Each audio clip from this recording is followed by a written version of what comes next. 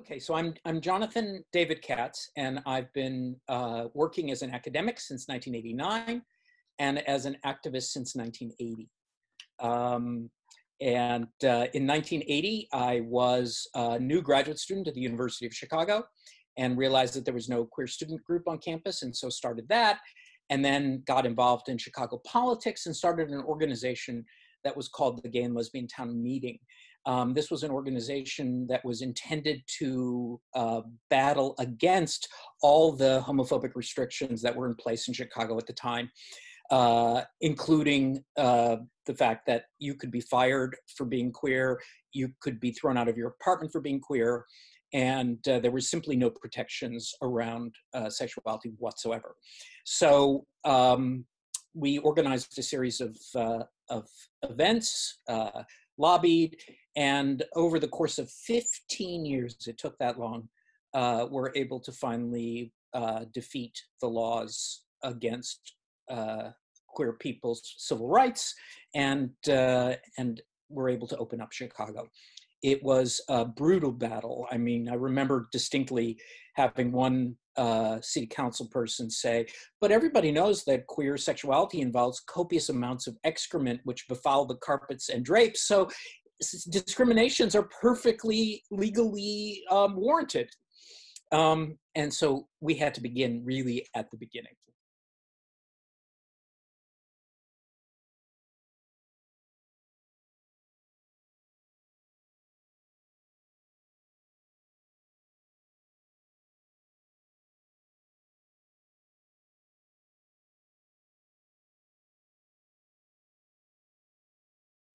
And then along the way, some of the other sort of highlights would be after setting up the Lesbian and Gay Town Meeting and Lesbian and Gay Studies, I got involved with activism in the city of San Francisco, initially with ACT UP. Then I helped found Queer Nation San Francisco, and was one of the principal organizers of Queer Nation San Francisco, and then started something called the Harvey Milk Institute, which was intended to be an educational resource that was for anybody who wanted any kind of higher education. So we offered courses that varied from Journey to Your Anus, which was on sort of sexual health, to Foucault. And in the years that it existed, it averaged about 2,000 to 3,000 students per semester, making it the largest queer studies institute ever. In addition to that kind of activism, I also felt like my particular discipline, art history, needed some assistance in moving forward in terms of sexuality. The unfortunate combination of high value commodity and sexuality in the American Museum has been particularly fraught. And so I started something called the Queer Caucus for Art, which was the professional association of people in the field of art history and artists as well. And then I started doing exhibitions in an attempt to push that avenue further, and now my time is roughly sort of split between doing exhibitions and making exhibition catalogs and teaching and writing more academic articles. Yeah, I'm noticing that we're beginning to finally displace the self-congratulatory narrative that we're the ones who started it all. I find that incredibly hopeful as a sign. Every generation thinks that it came up with the ideas first, and was, unlike the previous generation, which was sort of benighted and clueless, able to see the grand picture. And of course, what we're now recognizing is that as part of that larger recognition of the import of the past, that in fact, our binary construct of straight and not, of male or female, all the sort of implicit binarisms that structure our understanding of the world are now thankfully coming undone. And we're beginning to realize that transness, the movement between category, the refusal of one categorical imperative, transness is actually the large history of the field of gender and sexuality. And I think we're finally acknowledging that. What I hope to do is tripartite. One is to develop more directly funding streams so that the program can grow. One of the things that I've had to do all my life is raise funds for almost every program I've entered. In fact, this is the first program I've entered that I've not had to found. So as the starting at the beginning guy, I've always had to fundraise. Secondly, I really want to grow the program in terms of what it's able to offer. Ultimately, I hope, in addition to postdocs, we would also have sort of visiting faculty, a full and growing apparatus, because I think there's a misconception that our field is a discrete area, but actually we touch almost every department in the university, and we can help that department grow their own thinking and offerings in terms of gender and sexuality. I keep telling my students, there are vast untilled fields in front of us.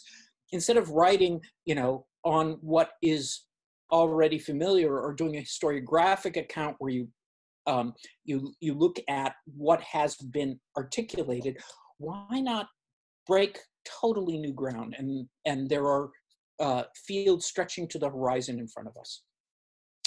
And finally, I think the fact that that I'm a boy is actually really kind of, in some sense, emblematic of where I hope to go, which is to say that I've noticed one of the most exciting aspects of our field is a refusal of old school essentialisms.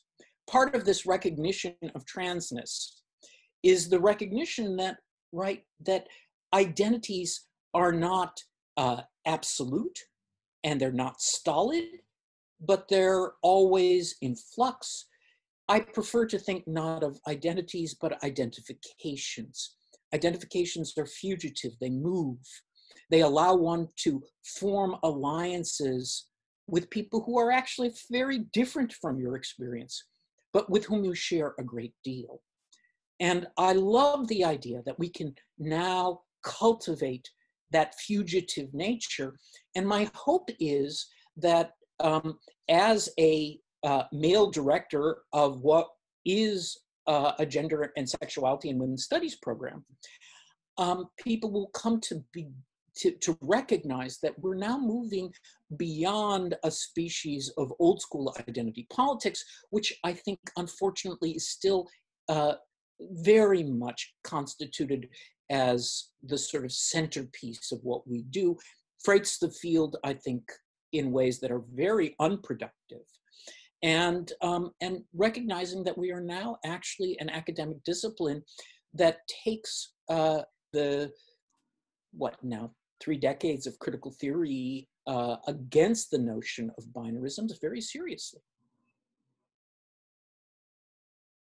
I think that one of the great difficulties that the field faced in its early days was either the idea that it was reifying forms of essentializing identity politics, or that it was engaging in a critical discourse that was so heady that it excluded the very social and political movements that gave it birth. And so one of the things that I want to do is to push for, and I say this unapologetically, the popularization of what we do. Part of the reason I do exhibitions is because I want the rubber to meet the road. I want to speak to a social world. I want to speak to a public. I come as a street activist. My arrest record until very recently was longer than my publication record. So as somebody who comes out of activism, it's imperative to me that we make what we do useful and assimilable to a social and political struggle. A struggle, I should underscore, that is around gender and sexuality, but of course extends into a range of other social struggles around questions of race, around questions of ability, that continue to ferment in our culture. And so what I'm looking for is a sort of ways that we can begin to develop a greater depth of contact and communication with a community in Philadelphia and a national community. I want to begin to do things like, when I was at Yale, I started something called Trans Week. It ended up being Trans Weeks, programs that took a requisite period. It ended up being 2.5 weeks in the semester. And literally every night there was a different program on one or another aspect. Programs that pushed the boundaries, that caused people to think, that brought in people who challenged perspectives and auditioned complicated and often divisive arguments. Part of what the Academy does, it seems to me, is offer a place for that. So I think in the final analysis, we cannot pretend the way so much of the Academy pretends, and I want to underscore pretends because it's never true, that what we are doing is not politicized. It is. And it is part and parcel of a long-standing social and political movement that I've been involved with for 40 years. And so I want to bring that experience of moving between the Academy and the social world into fruition.